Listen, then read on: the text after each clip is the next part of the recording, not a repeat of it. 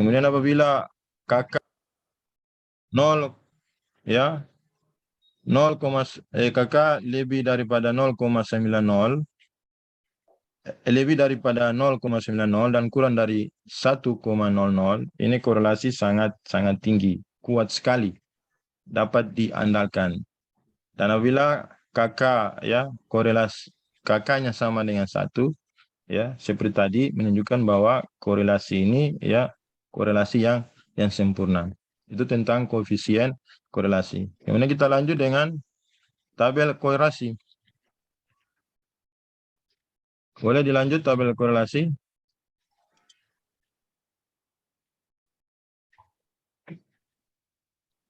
Ya, tabel korelasi. Pada tabel korelasi ini terdapat dua variabel. Ada variabel X dan variabel Y. Jadi proses pembuatan tabel korelasi hampir sama dengan proses pembuatan tabel frekuensi, distribusi frekuensi. Tabel korelasi disebut distribusi frekuensi bervariabel 2.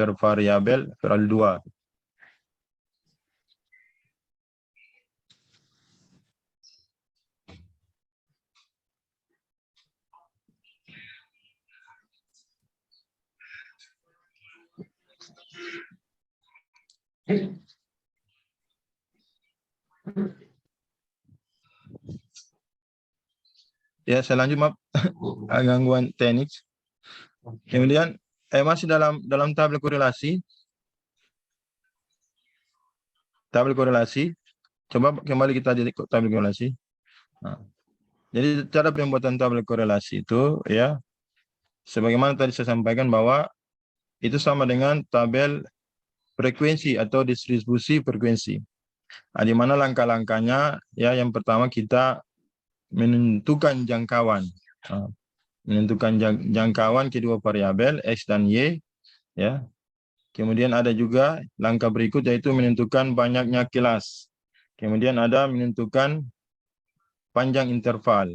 Kemudian menentukan batas bawah kelas pertama dari kedua variabel itu.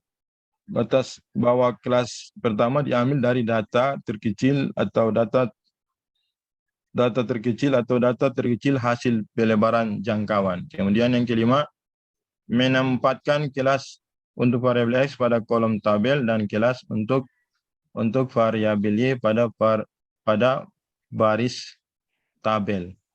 Nah, ini kegunaan apa tabel? Tabel ini setelah kita buat tabel, ini dapat menunjukkan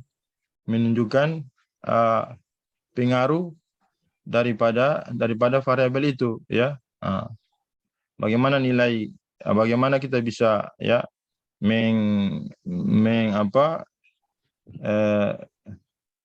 menjelaskan ya bahwa koefisien korelasi itu atau korelasi tersebut dia kuat atau lemah, positif atau negatif. Dari bentuk tabel ini dapat ditentukan bagaimana korelasi itu positif atau negatif. Kemudian kita lanjut dengan analisis korelasi sederhana. Jadi analisis korelasi sederhana adalah cara untuk mengetahui ada atau tidak adanya hubungan antara variabel pada dua variabel. Kemudian korelasi yang terjadi antara dua variabel dapat berupa ada korelasi positif ya. Kemudian ada korelasi negatif ya. Kemudian ada korelasi sempurna dan ada korelasi tidak sempurna. Yang pertama korelasi positif. Korelasi positif adalah tingkat hubungan antara dua variabel yang mempunyai ciri bahwa perubahan variabel independen X variabel bebas diikuti oleh perubahan variabel dependen atau variabel tidak bebas Y. Jadi maksudnya begini ya, bila variabel X itu meningkat, maka otomatis variabel Y juga akan meningkat. Nah, sebaliknya bila variabel X menurun ya, maka ya variabelnya juga ikut menurun. Nah, ini bentuk daripada korelasi positif. Kemudian ada juga korelasi negatif. Korelasi negatif ini berlawanan. Nah, apabila X ya dia meningkat, maka variabel Y dia menurun. Nah, sebaliknya bila variabel X itu menurun, ya, maka diikuti variabel Y meningkat. Kemudian ada korelasi sempurna. Korelasi sempurna, ya, ini maksudnya suatu kondisi bahwa setiap nilai variabel bebas X akan terdapat pada setiap nilai variabel tidak bebas Y. Ini dapat diartikan pula bahwa garis regresi yang terbentuk dari data yang tersebar terdistribusi adalah merupakan tempat dudukan dari data-data dimaksud. Nah, sehingga nilai R-nya itu 1 atau sama dengan -1. Nah, kemudian korelasi tidak sempurna.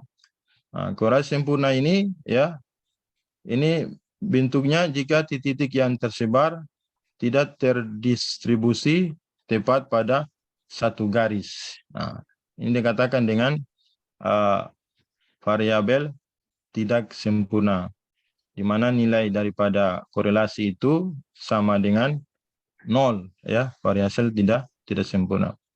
Kemudian kita lanjut dengan jenis-jenis koefisien korelasi linear sempurna. Nah, di dalam jenis-jenis koefisien korelasi linear sempurna, ya, yang pertama kita lihat ada koefisien korelasi person.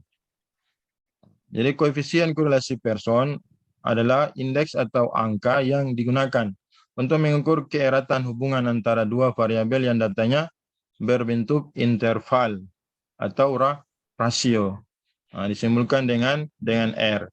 Nah, dalam koefisien korelasi person itu dapat ditentukan dengan dua metode. Yang pertama ada metode least square, ya, di mana koefisien korelasi host bisa tunjukkan rumusnya itu. Jadi kita bicara tentang koefisien korelasi ini ada hubungannya dengan rumus-rumus. Nah, bisa ditampilkan itu rumus untuk koefisien korelasi person dapat ditentukan dengan dua metode.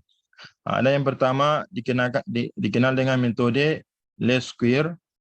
Koefisien korelasi linear dengan metode least square dirumuskan.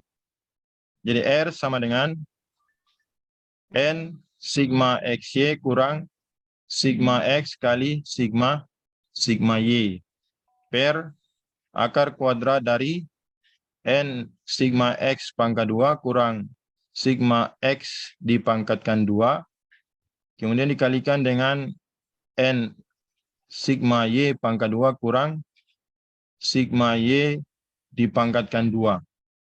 Nah, itu rumus daripada koefisien korelasi dengan menggunakan metode least square. Nah, kemudian ada metode produk momen. Nah, jadi kalau produk momen punya rumus juga, ya, yaitu rumusnya R sama dengan N sigma XY per akar kuadrat dari sigma X pangkat 2 dikali dengan dikurang dengan sigma X pangkat 2. Bisa rumusnya bisa ditampilkan? Makalahnya ditampilkan.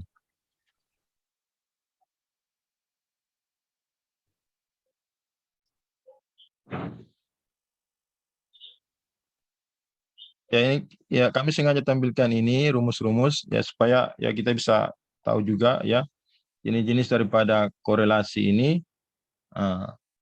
Kira-kira metode least square rumusnya seperti apa ya. Kemudian metode produk momen juga ada itu rumusnya R sama dengan N sigma XY per akar kuadrat dari sigma X pangkat 2 ya dikurang dengan sigma Y pangkat 2. Jadi keterangannya ini mirip-mirip ya. Jadi setiap bentuk daripada analisis korelasi ya itu apa istilahnya unsur-unsur ya di situ hampir mirip-mirip. Misalnya ada X di situ, ada R ya. R itu maksudnya koefisien korelasi. Kemudian ada X. Jadi X itu deviasi rata-rata variabel X. Nah, didapat dari mana? Didapat dari X sama dengan S kurang X bar. Jadi X bar itu sendiri adalah nilai rata-rata daripada X. Nah, kemudian ada juga ya Y. Y itu sama dengan deviasi rata-rata Y. Nah, di mana Y didapat sama dengan Y kurang Y bar. Jadi Y bar itu rata-rata daripada variabel Y. Nah, sementara sigma itu menunjukkan jumlah. Jadi N itu menunjukkan jumlah data, ya. Nah, itu keterangan daripada rumus itu. Kemudian yang B, koefisien korelasi Rang-Sparman. Koefisien korelasi Rang-Sparman adalah indeks atau angka yang digunakan untuk mengukur keeratan hubungan antara dua variabel yang datanya berbentuk data ordinal, ya. Data bertingkat, data ranking disimpulkan dengan R juga, ya. Koefisien korelasi Rang-Sparman dirumuskan, saya ulangi, disimpulkan dengan RS, ya. Rang-Sparman, RS. Rumusnya RS sama dengan 1 kurang 6 sigma D pangkat 2 per N dikalikan dengan dalam kurung itu N pangkat 2 kurang 1. Keterangan, Bapak Ibu bisa lihat di situ ada keterangan RS itu koefisien korelasi Rang-Sparman, kemudian D itu selisih dalam ranking, dan N itu banyaknya pasangan rang. Nah, untuk menghitung ada langkah-langkah di situ, ya. Mungkin Bapak-bapak, Ibu-ibu bisa baca, ya, ada langkah-langkah. Langkah-langkah, kemudian itu juga kami juga di proposal situ, di makalah juga ada ya contoh soal itu di situ, nanti bisa dilihat, ya. Kemudian ada ya berikut koefisien korelasi rang masih tadi, ya, di makalah itu supaya bisa diketahui rumus-rumusnya. Host bisa kembali. Koefisien korelasi rang itu adalah koefisien korelasi rang kendali merupakan pengembangan dari koefisien korelasi Rang-Sparman. Pengembangan dari Rang-Sparman disimpulkan dengan itu kayak huruf apa itu, huruf T, bacanya tau, ya. Disimpulkan dengan itu tau. Koefisien korelasi ini digunakan pada pasangan variabel atau data X dan Y dalam hal ketidaksesuaian rang, yaitu untuk mengukur ketidakteraturan. Koefisien korelasi rang kendali dirumuskan, ya. Itu ada tau sama dengan S per 2N dikalikan dalam kurung N kurang 1. S itu sendiri sama dengan, ya, C kurang D per 1/2N dalam kurung 1/2N dikalikan dalam kurung itu N kurang 1. Keterangannya, ya, S itu menunjukkan statistik untuk jumlah konkordansi dan diskordansi. Kemudian C itu ada keterangan juga, ya, menunjukkan korkondasi, D diskondasi, dan tanda itu garing dengan stripe itu banyaknya pasangan, N jumlah pasangan X dan Y. Nah, untuk menghitung koefisien korelasi dapat digunakan langkah-langkah sebagai berikut. Ada langkah-langkah itu, ya, kita bisa lihat langkah-langkahnya.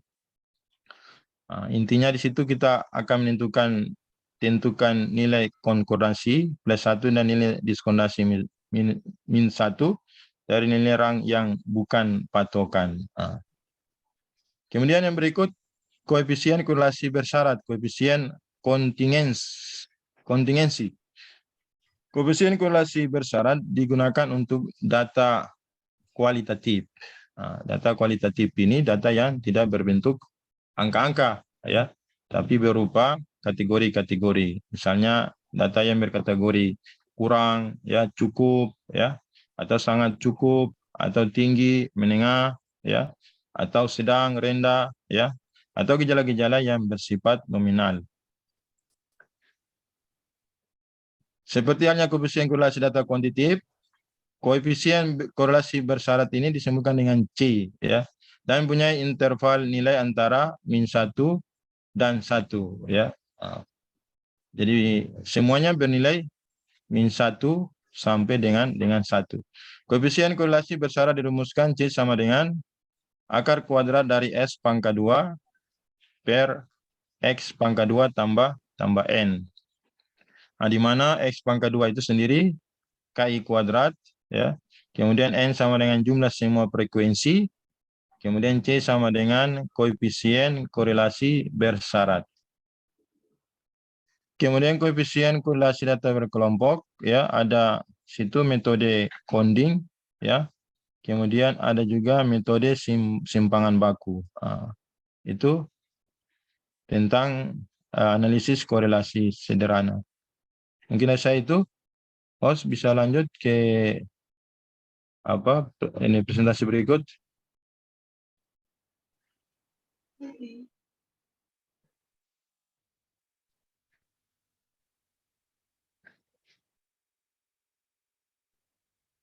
Baik, terima kasih Pak Hamzah. Berikutnya dilanjutkan oleh Ibu Vina. Silahkan Bu Vina. Terima kasih moderator. Assalamualaikum warahmatullahi wabarakatuh. Baik, saya akan melanjutkan materi tentang korelasi linear berganda. Korelasi linear berganda merupakan alat ukur mengenai hubungan yang terjadi antara dua variabel, di mana variabel terikat bersimbol dengan Y dan variabel bebas yang bersimbol dengan X. Koefisien korelasi linear berganda adalah indeks atau angka yang digunakan untuk mengukur keeratan hubungan antara dua atau lebih variabel. Nah, terus koefisien korelasi parsial. Koefisien korelasi parsial digunakan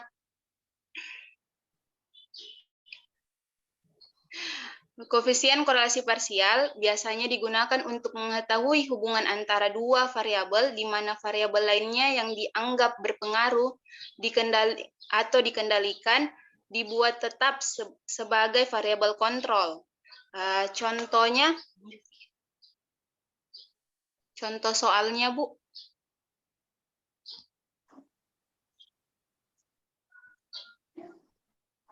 Ya, berdasarkan contoh soal di sini, ini contoh soal dari analisis koefisien korelasi koefisien korelasi linear parsial. Dia di sini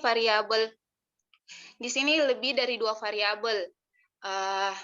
Terus kita bisa uji ke RStudio.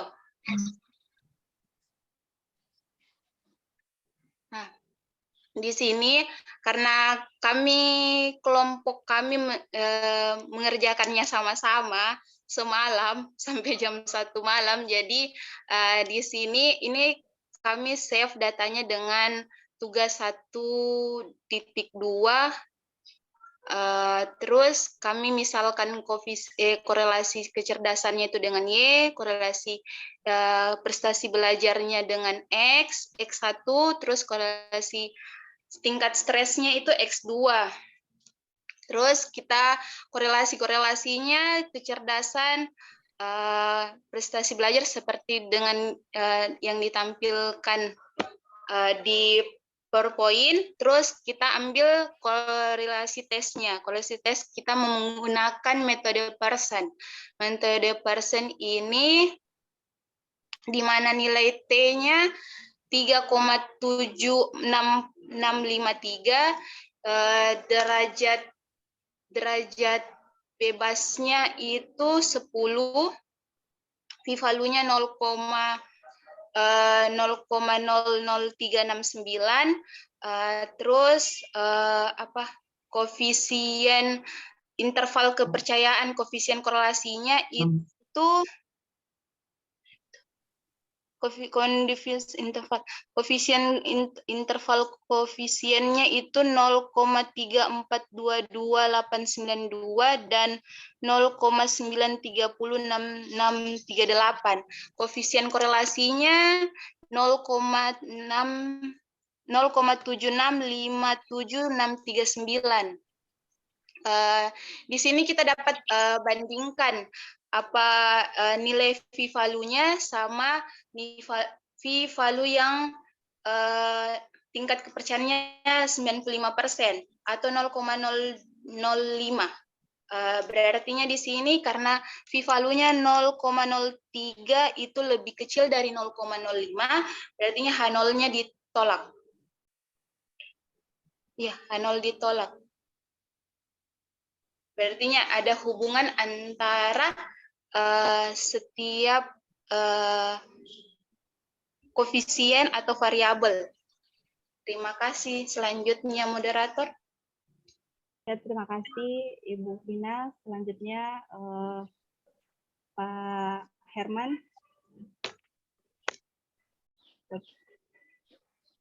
Baik Bu, terima kasih atas kesempatannya oleh moderator. Ya, tes. Oke. Iya, kadang-kadang. Assalamualaikum warahmatullahi wabarakatuh. Dan presentasi terakhir ini di bab 3 bagian penutup. Dari kami di kelompok 1 memasukkan 2 bagian antara kesimpulan dan saran. Adapun yang bisa kami ambil dari kesimpulan makalah kami tadi dari 4 poin. Yang pertama tentang pengertian korelasi sendiri itu, di mana tadi sudah dipaparkan oleh materi pertama, yakni kata korelasi berasal dari bahasa Inggris yaitu correlation, yang dalam bahasa Indonesia artinya hubungan atau saling hubung atau timbal balik. Dalam dunia statistik, pendidikan korelasi adalah hubungan antara 2 variabel atau lebih yang sifatnya kuantitatif. Lambang yang digunakan korelasi biasanya adalah RXY, artinya korelasi antara variabel X dan variabel Y. Koefisien korelasi juga biasa memiliki nilai antara -1 dan +1 yang sudah disampaikan tadi oleh pemateri kedua. Yang kedua, kesimpulan kami adalah analisis korelasi sederhana adalah cara untuk mengetahui ada atau tidak adanya hubungan antara variabel pada 2 variabel tersebut. Korelasi yang terjadi antara 2 variabel dapat berupa korelasi positif, korelasi negatif, korelasi sempurna, dan korelasi tidak sempurna. Kemudian yang ketiga adalah jenis-jenis koefisien korelasi linear sederhana terdiri dari koefisien korelasi Pearson, koefisien korelasi Range-Sperman, koefisien korelasi Range-Kendall, koefisien bersyarat atau koefisien kontingensi, dan koefisien korelasi data berkelompok. Dan kesimpulan terakhir kami bahwa korelasi linear berganda yaitu koefisien linear terdiri dari 2 yang itu berganda itu sendiri dan analisis korelasi parsial. Dan bagian kedua saran kami dari makalah ini terdiri dari 2. Pertama, kami menyarankan sebaiknya diperlukan referensi dan literatur yang lebih banyak sehingga bisa menyempurnakan isi makalah. Kemudian yang kedua, perlu adanya resume atau ringkasan yang memadai dalam pembuatan makalah ini. Terima kasih dari kami mewakili pemateri yang ada. Mudah-mudahan bisa memberikan tambahan ilmu atau pengetahuan baru untuk teman-teman. Lebih dan kurangnya mohon dimaafkan. Saya kembalikan ke moderator. Terima kasih. Terima kasih Pak Herman. Terima kasih teman-teman yang memaparkan hari ini ya. Itulah tadi pemaparan dari kelompok kami. Untuk berikutnya kami buka sesi tanya kepada teman yang akan bertanya. Kami persilakan untuk raise hand. Ini mungkin satu saja.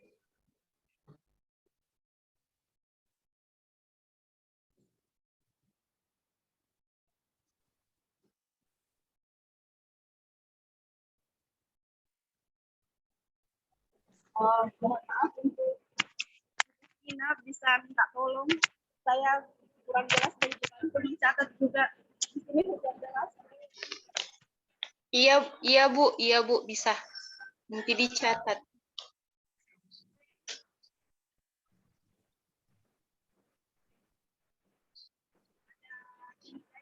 Iya, bisa.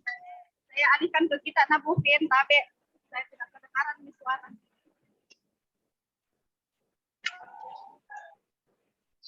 Iya Bu. Baik, saya ambil alih. Begini, jika ada yang ingin bertanya, silakan angkat tangan.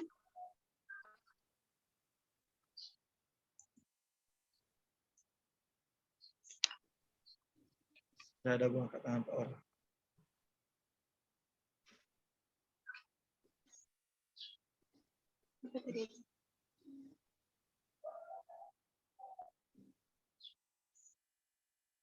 Bu Pina sudah ada 4 orang sudah berangkat tangan. Oh, sudah ada. Ayo, Ada Ibu silahkan. Narsi. Ya, silakan. Ibu Narsi, silahkan.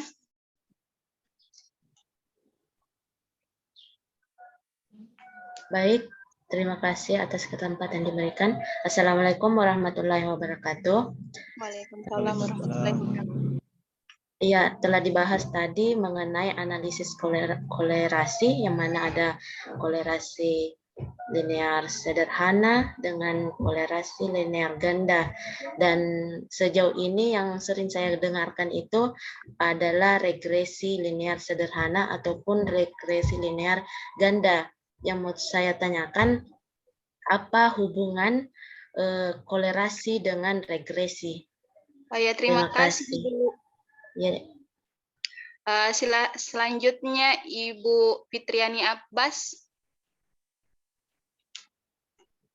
Ya, terima kasih atas kesempatannya. Jadi tadi sudah dijelaskan tentang analisis korelasi. Pertanyaan saya, apakah setiap melakukan analisis korelasi perlu dilakukan analisis yang lain, contohnya analisis regresi? Oh ya, terima kasih. Ya. Selanjutnya Ibu Karmatang. Terima kasih. Saya atas nama Karmatang.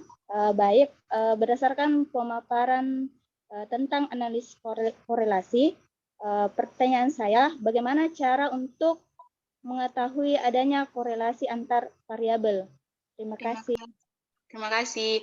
Selanjutnya Ibu Nur Kasia Rosadi. Baik, Assalamualaikum warahmatullahi wabarakatuh. Terima kasih atas kesempatan yang telah diberikan. Jadi pertanyaan saya itu, apakah korelasi menunjukkan hubungan sebab akibat antara variabel bebas dan tidak bebas? Terima kasih. Terima kasih. Baik, kami dari kelompok kami akan mendiskusikan jawaban dari 4 pertanyaan. Berikan kami waktu untuk diskusi. Terima kasih.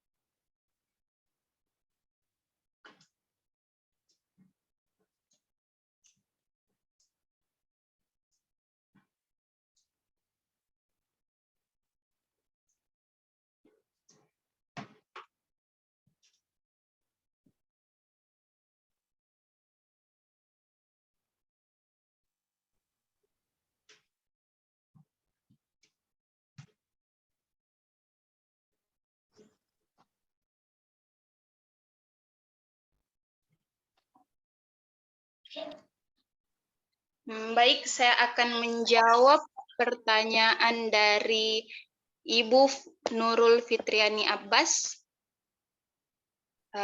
yang pertanyaannya apakah setiap melakukan analisis korelasi perlu dilakukan analisis regresi atau analisis yang lainnya. Menurut kelompok kami, setiap regresi pasti ada korelasinya, tetapi korelasi belum tentu dilanjutkan dengan analisis korelasi, analisis regresi. Karena korelasi yang tidak dilanjutkan dengan regresi adalah korelasi antara dua variabel yang tidak mempunyai hubungan atau sebab akibat atau hubungan fungsional. Terima kasih. Bagaimana Ibu Nurul Fitriani Abbas? Ya, Kak, boleh. Ya, terima kasih. Selanjutnya,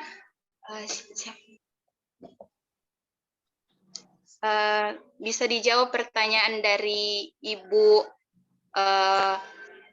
Narsi oleh Pak Hamzah.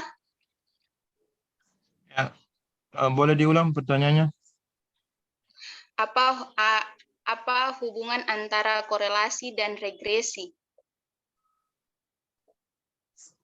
Iya, jadi ada korelasi atau korelasi itu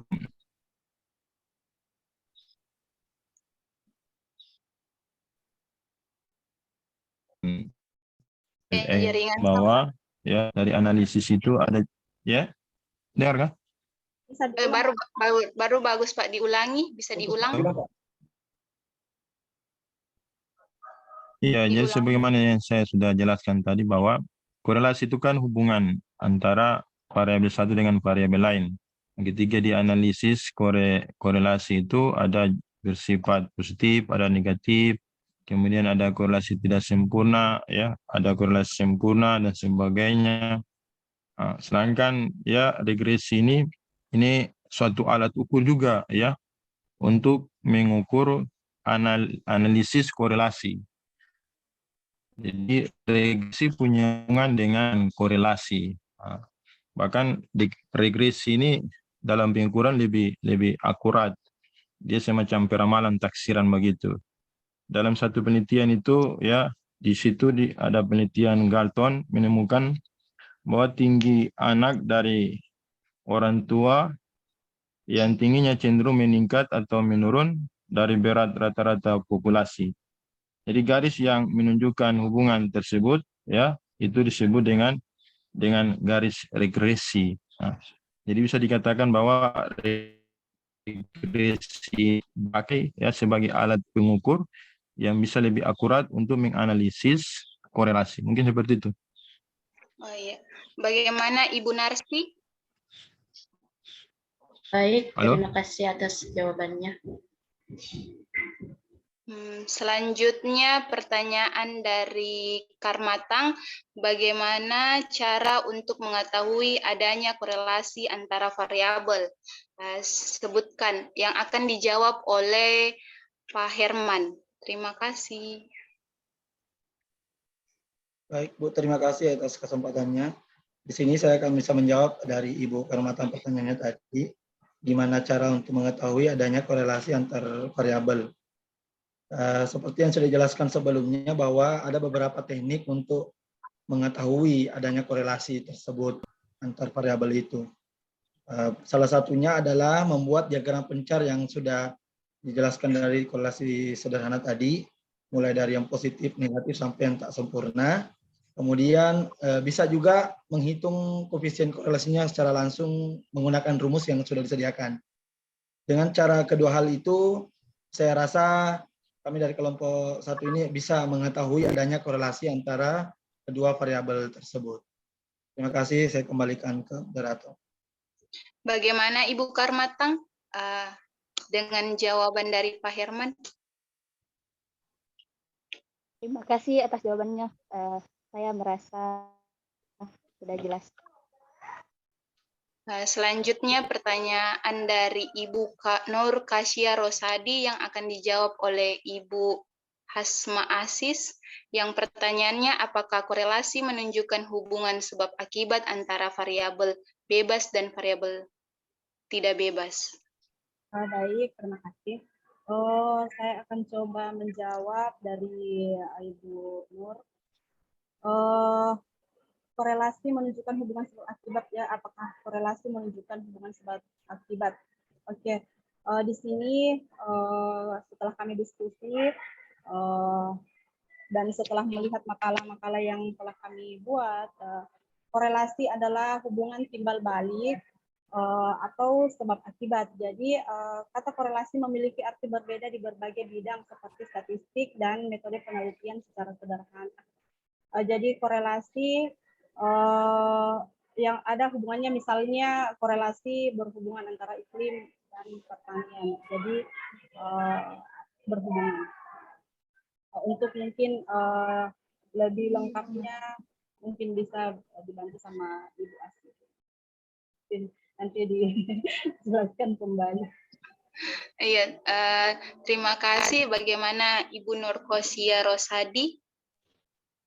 Ya, saya rasa sudah cukup jawabannya. Terima kasih. Iya, bagaimana Ibu di buka sesi selanjutnya atau? Izin Bu Vina, sebelum Iya. ada pertanyaan Pak Panji di chat, apa perlu kita jawab juga? Apa itu? Apakah jumlah data mempengaruhi jenis metode korelasi yang digunakan? Kapan persen digunakan atau transferman? Boleh? Izin saya menjawab. Oh ya, silahkan Pak. Oke. Terima kasih atas kesempatan yang keduanya. Dari kelompok kami, jenis model korelasi yang digunakan ini kami simpulkan bahwa tidak mempengaruhi dari jumlah data, tapi itu akan dipengaruhi oleh bentuk data. Jadi jika bentuk datanya interval atau rasio, itu digunakan koefisien korelasi tingkat atau ranking, itu digunakan koefisien korelasi Ransperman. Kalau datanya dalam bentuk hal yang ketidakpastian, itu bisa digunakan dalam bentuk koefisien rentalnya. Dan yang terakhir, di data kualitatif yang biasa berbentuk angka-angka yang sudah dijelaskan tadi oleh pemateri kedua, bahwa itu bisa digunakan koefisien korelasi bersyarat. Demikian dari jawaban kelompok kami. Kembalikan ke moderator. Bagaimana Pak Panji? Oh iya, terima kasih atas jawabannya. Ya, terima kasih. Selanjutnya saya komentar sedikit ya adik-adik. Mohon maaf. Iya, Bu. Tidak bisa sampai full hari ini karena lagi ada rapat ini. Iya, Bu. Jadi beberapa pertanyaan yang masuk bagus sekali ya. Apa hubungan antara korelasi dan regresi? Tadi sudah dijawab, jawabannya udah bagus. Jadi ya regresi itu adalah lanjutan ya. Regresi itu mengenal ada namanya peubah bebas, ada namanya peubah tak bebas. Tapi kalau korelasi tidak. Jadi kita bisa mencari regresi itu mesti ada peubah bebasnya.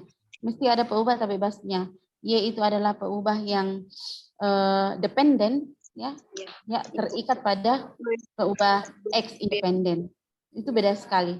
Nah, apakah kalau kita sudah melakukan analisis regresi, analisis korelasi perlu ya analisis lebih lanjut? Ya tergantung penelitian kita. Kalau kita hanya mau melihat hubungan saja ya cukup dengan korelasi. Tapi bisa juga kita lanjutkan karena biasanya misalnya kita mau menggunakan analisis regresi. Pertama, kita juga harus melihat dulu korelasi antar variabel. Jangan sampai antar variabel itu ada korelasi antar variabel itu akan berakibat nanti akan tinggi R kuadratnya tapi tidak signifikan karena ada korelasi antar variabel independennya. Jadi dibutuhkan di situ. Jadi apakah kita mau menganalisis lebih lanjut ya tergantung dari tujuan penelitian kita. Dan itu bisa dilakukan. Korelasi itu dilakukan untuk melihat apakah variabel-variabel independen atau variabel-variabel X-nya itu saling berkorelasi. Ada namanya multikolinearitas. Jadi diusahakan nanti tidak ada multikolinearitas antar variabel. Itu harus diuji. Kemudian apakah jumlah data mempengaruhi apa jenis metode korelasi? Pertanyaannya dan jawabannya juga sudah bagus. Jadi jumlah datanya tidak dipengaruhi, tetapi yang mempengaruhi adalah jenis datanya. Kalau jenis datanya continue, ada jenis datanya nominal, ordinal, interval, semua itu beda-beda korelasinya yang tadi sudah dijelaskan oleh pemateri.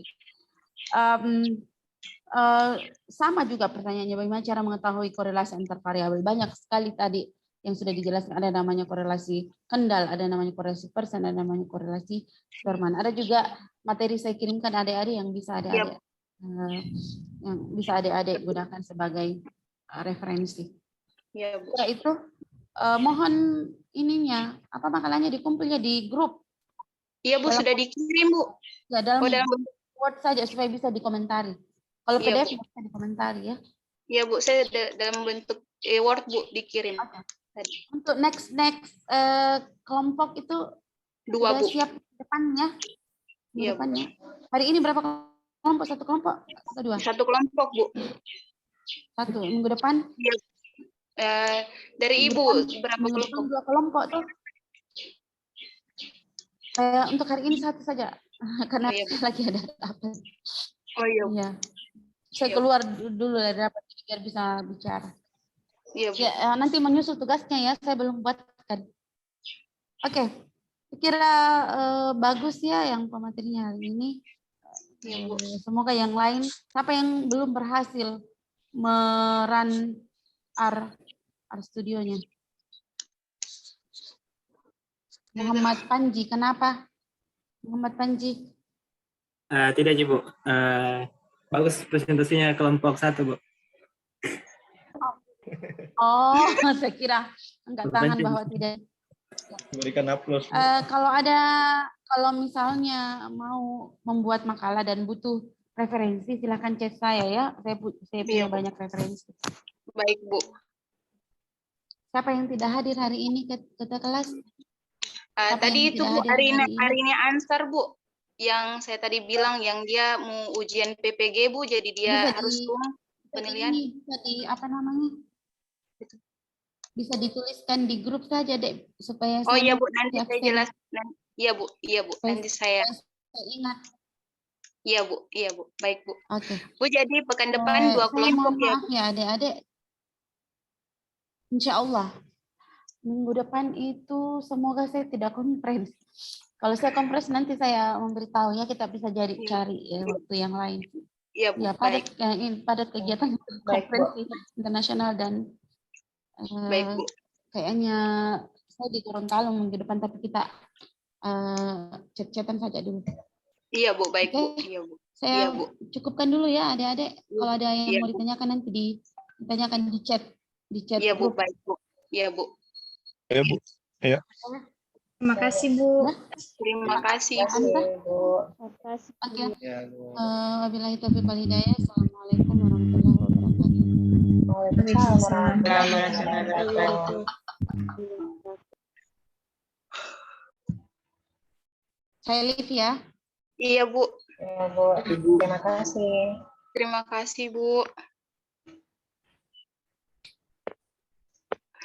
Tidak sia-sia Kakak Hasma paham Pak Herman jam 1 malam tidur. Tahu kelompok 1 mantap.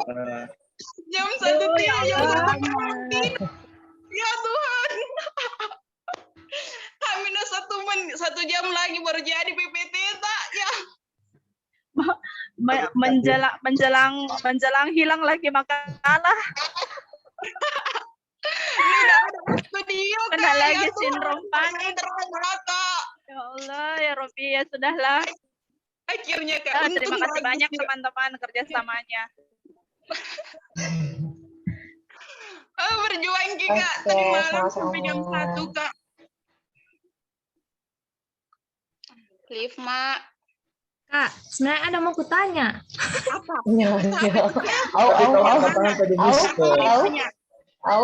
Tanya di chat nih, Bu, katanya Ibu.